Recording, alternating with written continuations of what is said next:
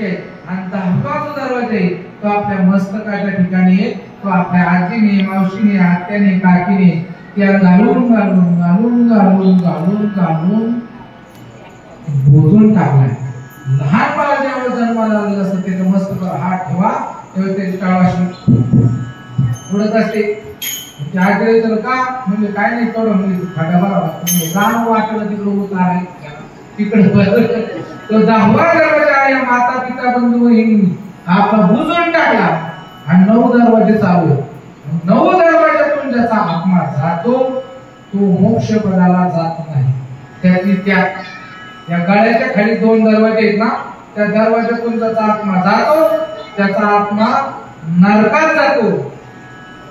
ऐकायचं कसा मग ते म्हणजे नाही का मारती वेळेस त्याला संडास झाली, लघवी झाली समजायचं त्या मार्गाने गेलं. ऐका, एखाद्याचा नाकातून जातो, एखाद्याच्या कानातून जातो, कोणाचे डोळे उडे राहतात. आलं लक्षात? आणि ज्याचं डोळ्यातून जातो, तोंडातून जातो, तोंड उड राहतं, ते कामाचं नाही.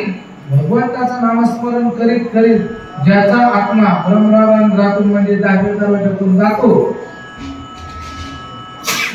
तो मोक्ष पदाला जातो, तो भगवंताकडे जातो, तो सावता महाराजांकडे जातो.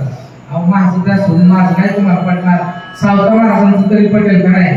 ज्या वेळेस सावता महाराजांना शरीर सोडून जायचं होतं त्यावेळेस बरं का त्या नीतिदारामध्ये सांगितले प्राणायाम करुणी कुंभक साधीला वायू विरोधीला मुळतती नवज्वरे देह झाला असेल संतप्त नाही का? हा परिमणी आचरित होता. हा मग उठवणीया प्रातःकाळी या भंगाची सुरुवात केली. उठवणीया पुण्यतिथी दिवशी समाधी सोहळ्याच्या दिवशी हा मेळा उठवणी प्रातःकाळी करुणीया स्नान. सावता महाराजांनी प्रातःकाळी उठले समाधी सोहळ्याच्या दिवशी स्नान केलं आणि शरीर असं संतप्त झालं होतं, तापलेलं होतं. घालून आसन येत आले, आसन घातलं आणि आसन घातल्यानंतर डोळे झाके आवाजाने दृष्टी केली आणि भगवंताचं नामस्मरण करता करता आलं जसं पिकली या सिंधी कडू पाण्यात गेली तैसे भाग गेले पाळवले. महाराज अशा पद्धतीने सावता महाराजांनी दिवस सोडला म्हणजे अनंतात विलीन झाले आणि तो समाधी सोहळ्याचा हा प्रकार आहे. आपल्याही जीवनामध्ये असं झालं पाहिजे. जसं तुम्हाला सांगू दवाखान्यात गेल्यानंतर कुणाचं आता इथं महिला मंडळी भरपूर आहेत, प्रत्येकाची डिलिव्हरी झालेली आहे. मला सांगा ईदभर पोट कापतात, 1.5 ईद पोट कापतात, आहे की नाही? कुणाचं पायाचं ऑपरेशन झाले, कुणाचं कायाचं ऑपरेशन झाले, कायचं अटॅकचं ऑपरेशन झाले, नाही का? एवढं मोठं ऑपरेशन करतात अजिबात माणूस वर्ग सुद्धा नाही हो. का बरं?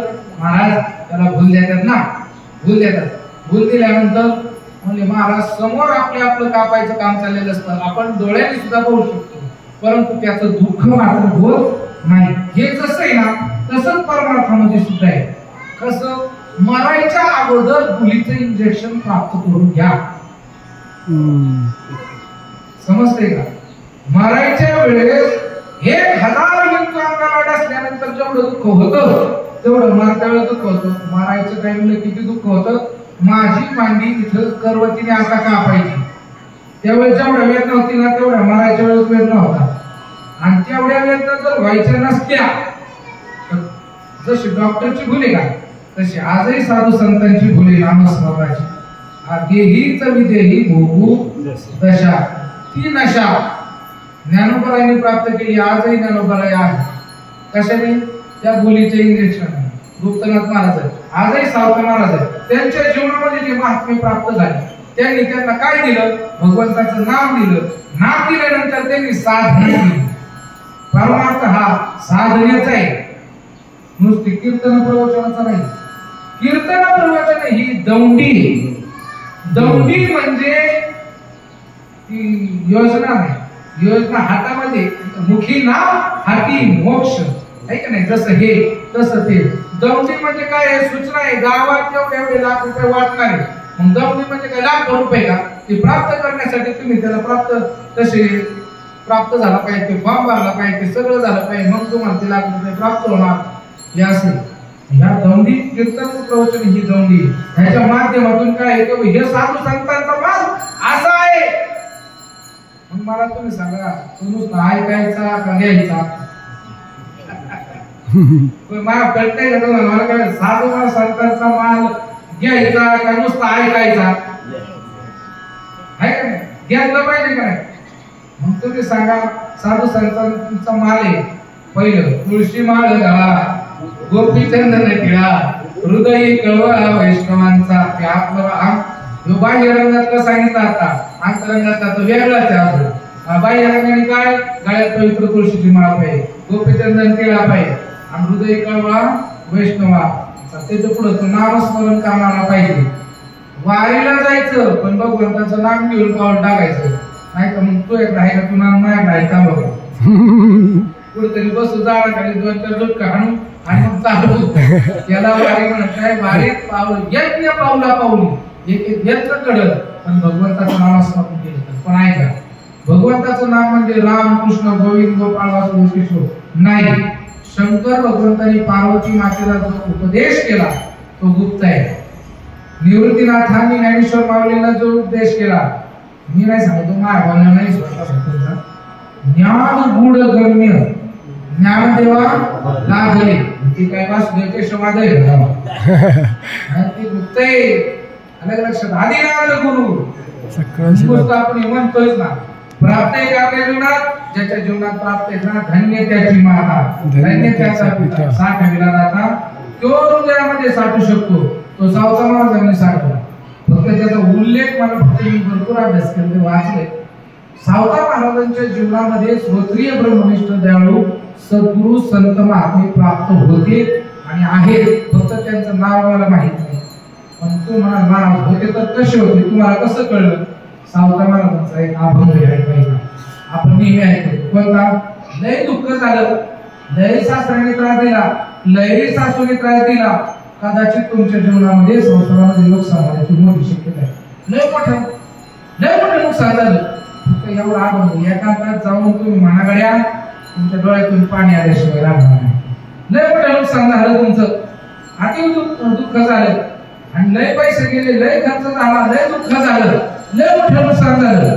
सावता महाराजांचा एकच मोकळ्या रानात जाऊन एकटे आपण लोकांना माणसाला लढाई यायचं नाही, एकटं जायचं आणि हा भरून म्हणायचं. कोणता?